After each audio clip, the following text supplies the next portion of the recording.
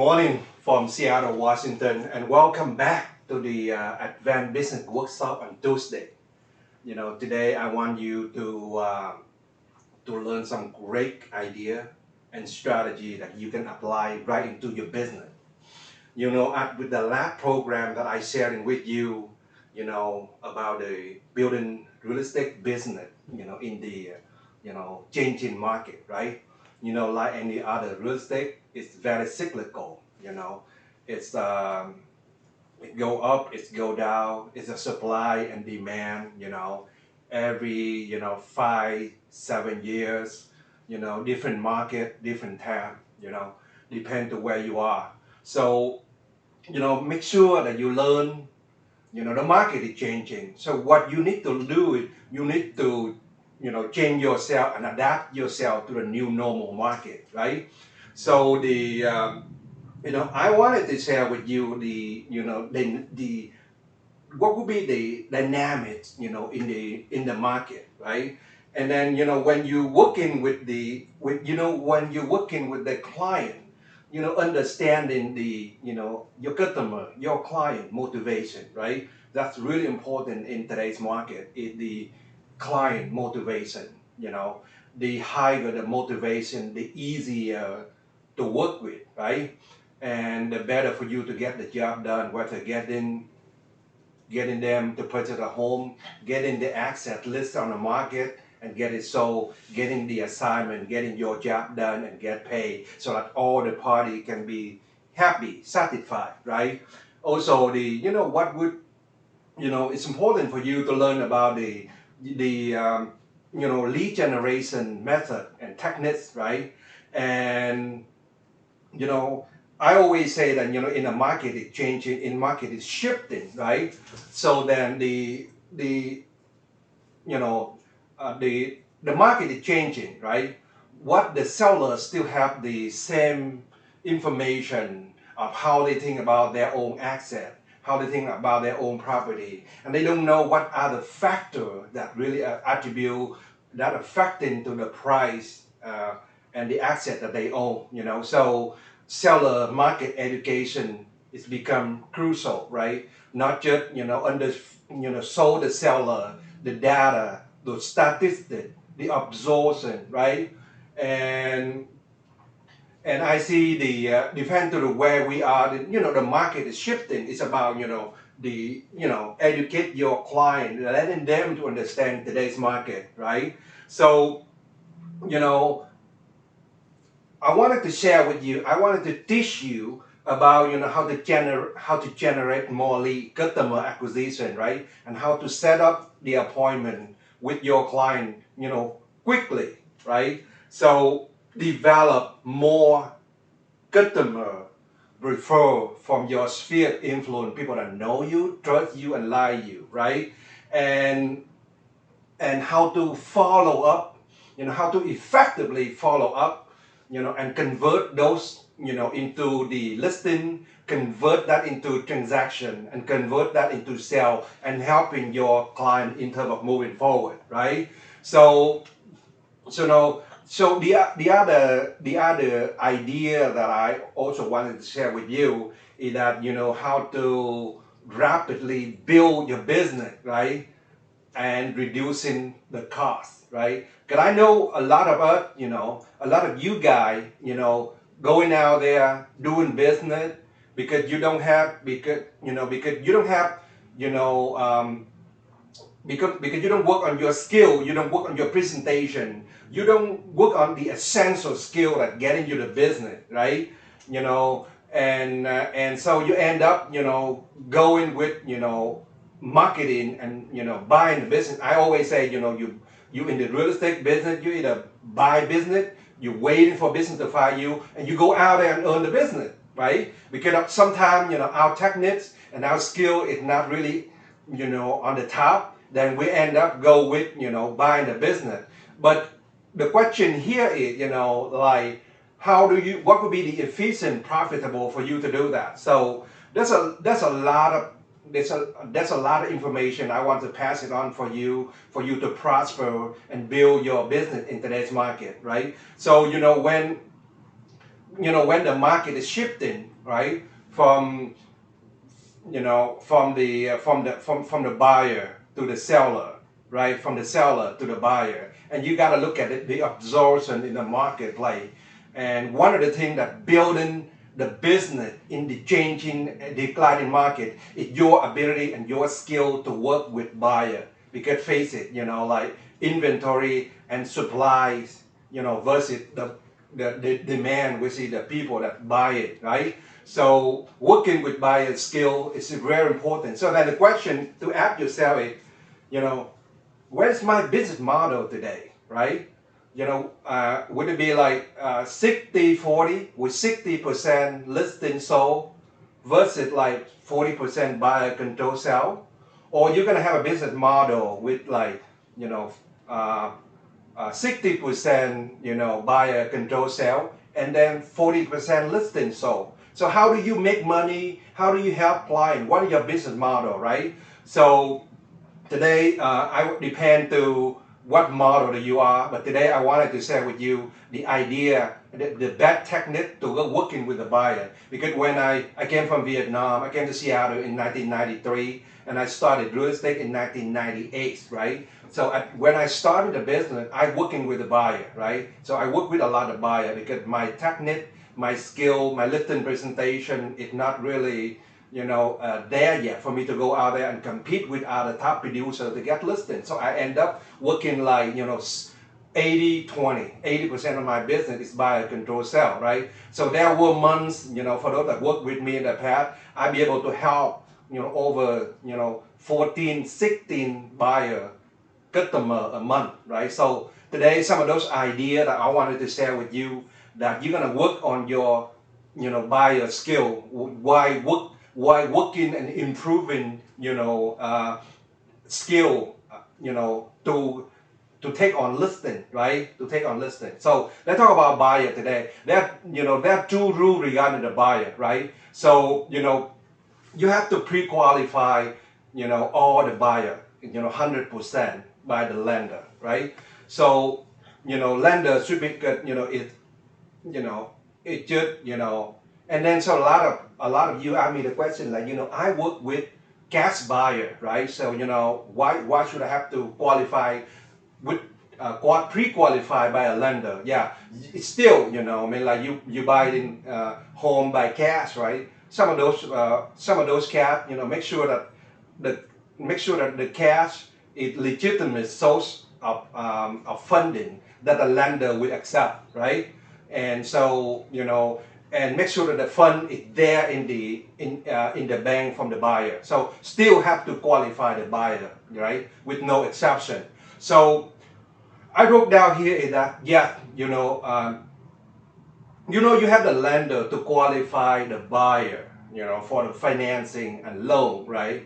And then you should qualify, your potential prospect, for their motivation and the type of property that they want to purchase, right? So you have the lender to qualify for financing, and you qualify your potential prospect client for their motivation. Because motivation in today's market is very, very important, right? So what type of asset that they wanted to purchase, where they wanted to go, why they wanted to purchase a certain asset, why they purchase a certain property in certain geographic area, and how important for them, and the type of property that they would purchase, right? So everybody have their own need, but qualify your client for the type of asset and the motivation. It's also very, very crucial, right? So I wrote down here that yes, you need to identify, what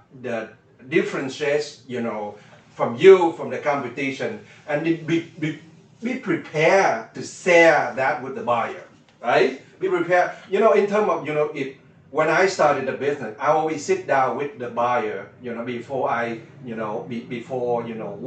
take them out on the property tour, right? So, and in the consultation that I ask the buyer, to come into the office, sitting down with me, sharing with them, how do we, get, a, not everybody are the same. Not all the agents are the same, right? So what it is that you can differentiate yourself from other, right? In terms of your service, right? Yeah. So I wrote down here that yes, add with the seller, right? Add with working with the seller, you gotta have some type of standard, right? So I know this is a very industry-free standard, right? But if you look at if you look at corporate, I'm here in Seattle, right? You look at like Costco, you look at Costco, it's nothing but a listing warehouse that they list product for other customer, right? And to sell. And Amazon is not Amazon is an online listing, that where they, when they starting out, they listed their own product, but then they list everything that's for sale on the market, right? So the every corporate have the standard. What is your standard in terms of working with your potential buyer, right?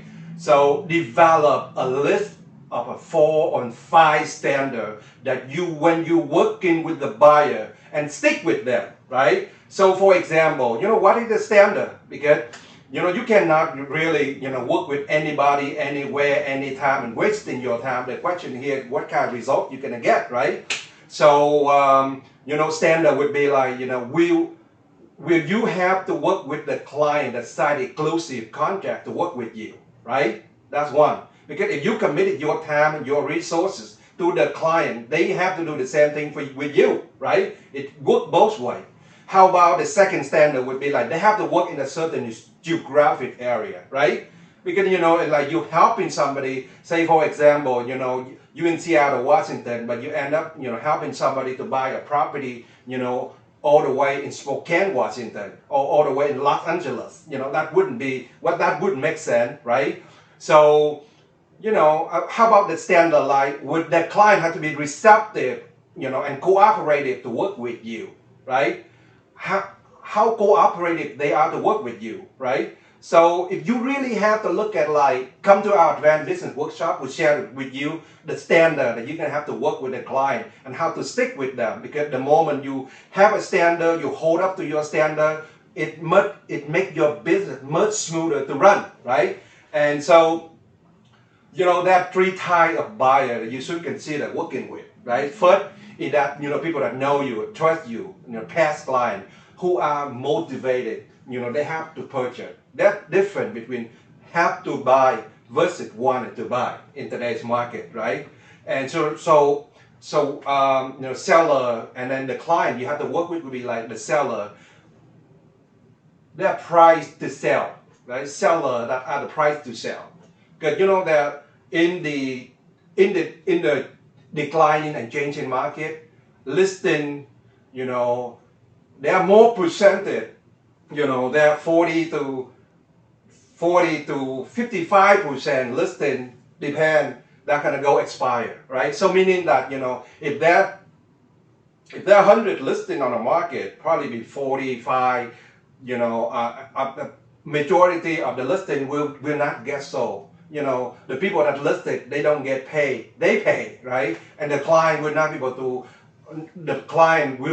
be able to get their access sold, right? So you think about like working with the seller, that price to sell, right? That's the key, price to sell, not the price to keep it for themselves, So that's very important that you doing that. So the type of the client that you're going to working with in the changing and declining market would be highly motivated referral client, right? So you got to look at it and say on the scale of 1 to 10, what would be the motivation ratio for my customer, right? And then you add that yourself and apply that into the standard that you set for yourself. So I wrote down here that yes, you share with your client, your prospect, the exact process that you're going to go to use before you sold them the property. And this is the process, right? So what would be the process? The process number 1 would be you have the lender to qualify customer financing, right? And sort of fund, right? And loan, and depend where the source is, where the fund coming from. Then, you qualify your client for the motivation, right?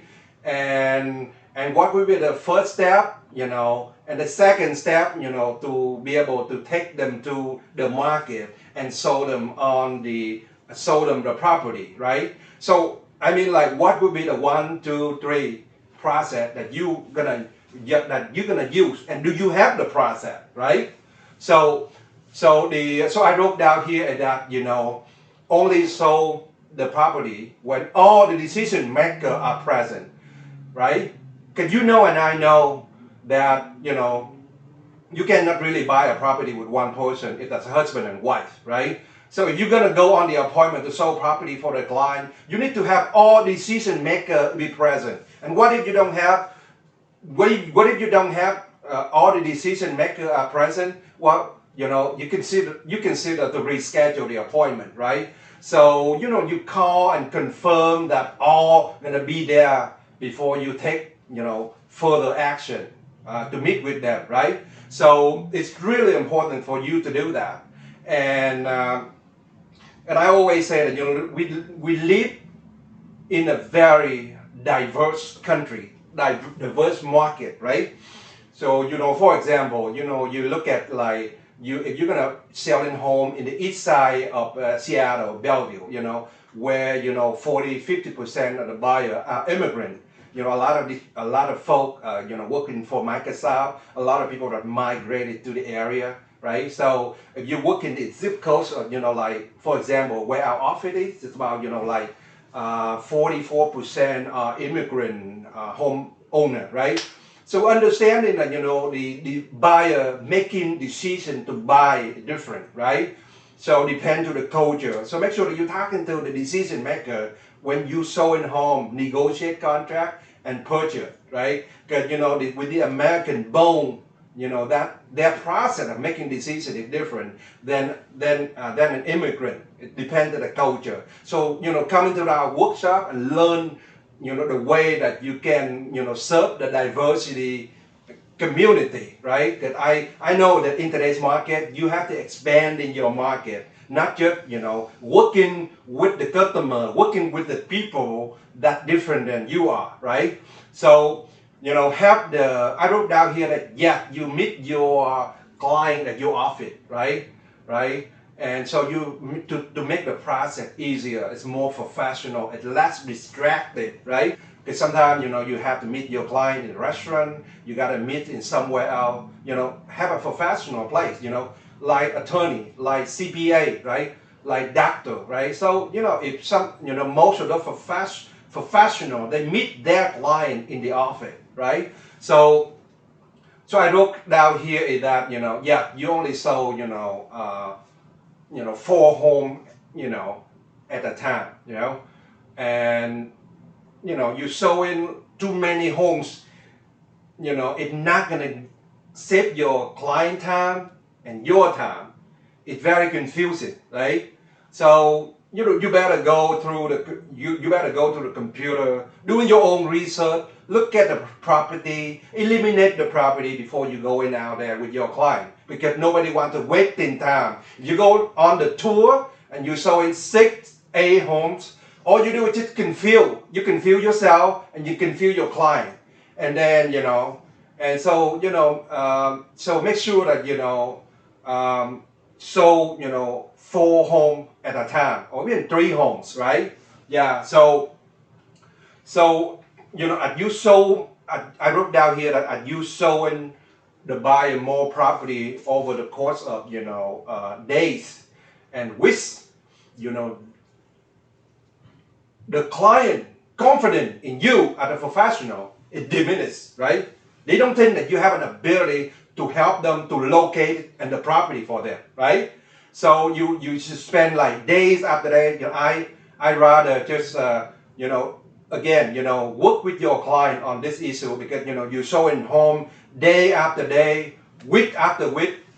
The confidence in the client it diminishes, right? So I look at the study from over the years. When can you help the client, right? So the longer time that you spend with the client, it's just not going to be good. Yeah. So if I wrote down here that yes, if your business is going to be like 60% listing sold and 40% buyer control sell. You know, and if your business like focusing on taking the listing, you know, or working with the buyer, right? If you have like 60% listing sold and 40% buyer control sell, you know, don't hesitate to prefer your buyer client to another buyer agent, right? That can work with the buyer, because working with the buyer can really, you know, can really cost a lot of time, right? So the following is the minimum. I'm talking about minimum standard when you work with your real estate buyer, right? Minimum standard, right? So the first one is pre-qualified financing by your lender. You gotta give it the minimum that you can have, right? Right. So pre-qualified financing with the lender, and B, if you pre-qualify the motivation for the type of asset that they wanted to buy, right? So and then C, if you want to make all the decision maker it present when seeing the property, right? You know, you cannot show in the home. It's a husband and wife gonna be purchase a home, and you cannot just show in home for one person and not the other one. So all the decision maker have to be there, you know. And the first meeting, try to have that at your office, right? If you can, right? So, and then C, you got to have some type of commitment, you know, between you and your client, right? So you got to have some type of agreement signed between the between the representative and the client, between the buyer and the broker. So you know, and add the last one here is that, yes, you know, you never sold more than 4 homes at a time.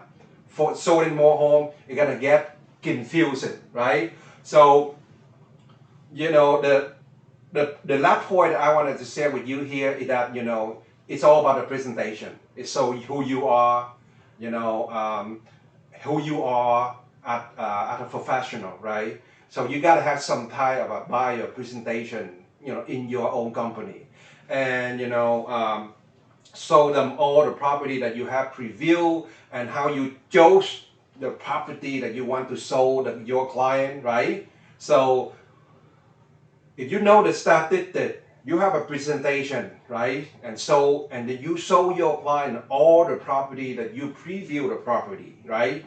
It will build confidence in the client, right? And it's preparing them to make an offer with the one that you sold them, right? So you have a presentation, you know, you show all the property that you preview, right? And you know, part of what we do is preview the property and show your client the one, and show, you know, why your client chose the one that you did, right? You want to build a client confident, and when the client have the confidence in you, you know, then the whole process is much easier, right?